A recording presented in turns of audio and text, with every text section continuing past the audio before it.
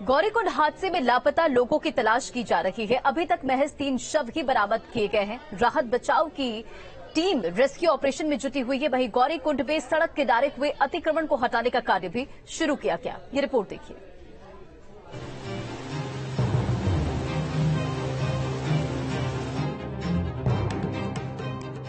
पहाड़ पर आसमानी आफत किस कदर बर्बादी लेकर आई है, वो इन तस्वीरों को देखकर समझा जा सकता है।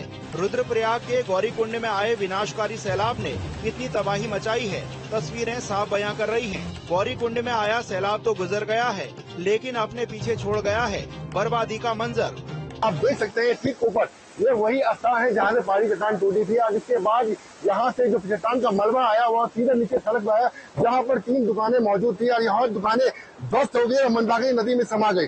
उसके बाद से कह सकते हैं कल सुबह से ही यहाँ पर लगातार रेस्क्यू अभियान चलाया जा रहा है, पर लेकिन 3 लोगों के शव के अलावा अभी तक कोई भी डेड बॉडी यहाँ पे नहीं मिली है। आज सुबह से लगातार एनडीआरएफ, एसडीआरएफ, आईटीबीपी के अलावा डीडीआर की टीम लगातार सर्च अभियान चलाए हुए है, पर लेकिन अभी तक कहीं से भी सफलता हाथ नहीं लगी हुई है।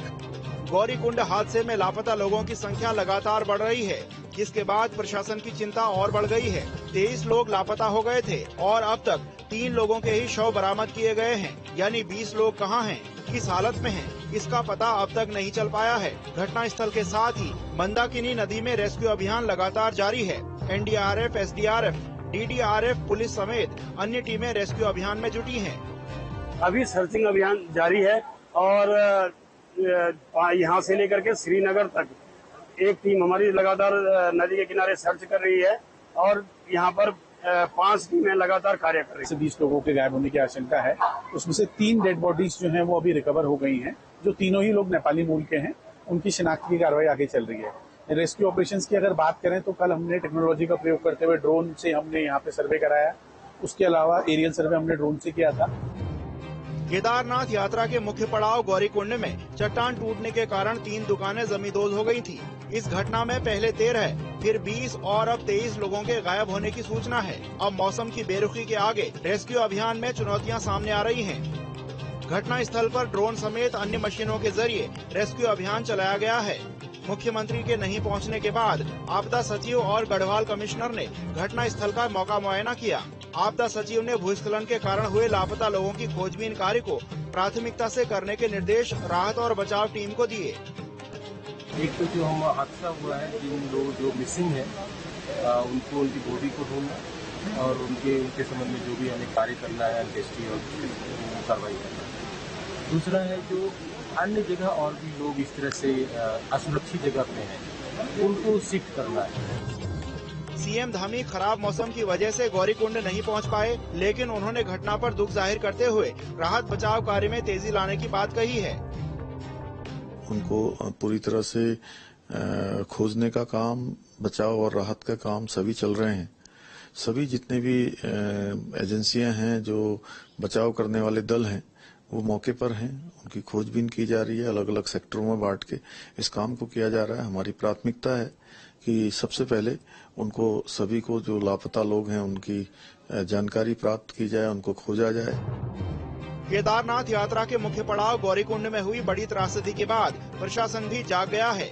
गौरीकुंड में सड़क किनारे हुए अतिक्रमण को हटाने का कार्य शुरू हो गया है। कई दुकानों को ध्वस्त किया गया है, तो कई दुकानों से सामान खाली करवाकर ध्वस्त करने की कार्रवाई तेज कर दी गई है।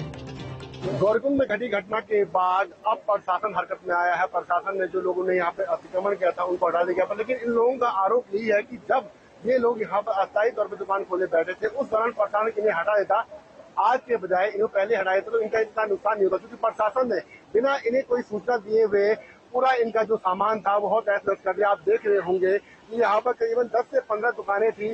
ठीक घटना के बगल पे यह स्थान है गौरीकुंड में, जहाँ पर प्रशासन की ओर से जो यहाँ पे लोगों ने दुकानें खोली की थी और अस्थायी तौर पे यहाँ पे रोजगार कर रहे थे, उनको बिना सूचना दिए ही यहाँ पर अतिक्रमण हटा दिया। कार्रवाई हम लोग लगातार करते आ रहे हैं पहले से भी, और चूंकि ये कुछ सेंचुरी का एरिया है और इसमें भी कार्रवाई हम लोग कर रहे हैं और अतिक्रमण पे हम लोग आगे भी लगातार कार्रवाई करते रहेंगे। उनको जानकारी दी गई थी मौके से। कल पूरा दिन हमने उनको अभियान किया था। जो दुकानें गौरीकुंड में आपदा की भेंट चढ़ी, वो बेहद ही डेंजर जोन पर बनाई गई थी। यहाँ पर भूस्खलन होने की दिशा में बचने का कोई चांस नहीं था, और हुआ भी यही। अब 23 लोगों के लापता होने के बाद प्रशासन की नींद खुली है। गौरीकुंड में हुई घटना में उत्तर प्रदेश के आगरा के रहने वाले जवाहर सिंह और बबलू के परिजन भी गायब हो गए हैं। उन्होंने बताया कि पलक झपकते ही कैसे मंदाकिनी नदी में दुकानें समा गई। दुकानों के अंदर रहने वाले लोगों को भागने तक का मौका नहीं मिला।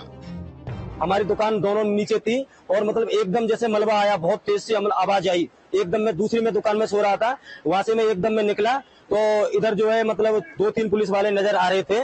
उसके बाद में हमें आगे जाने नहीं दिया। 1-2 चीखें भी नजर आई वहाँ पे, जैसे मतलब ये घटना हुई। रेस्क्यू अभियान लगातार जारी है। सरकारी मशीनरी एक्टिव है। जिन लोगों के परिजन लापता हैं, उन्हें अनहोनी का डर सता रहा है।